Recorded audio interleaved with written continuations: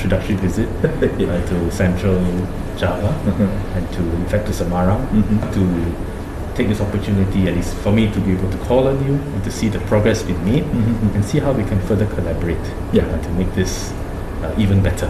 Yeah.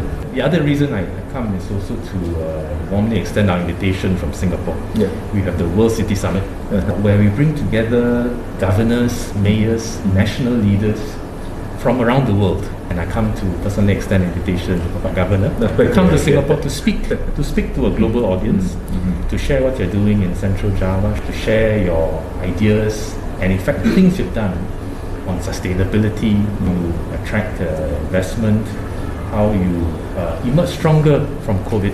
Antara Singapura dan Indonesia dalam bekerja sama ini sangat bagus sekali. Sehingga harapan kita nanti kita bisa meningkatkan kerjasama pada sektor-sektor yang lain, industri yang lain, dan mudah-mudahan ini baik untuk kedua negara dan untuk masyarakat banyak.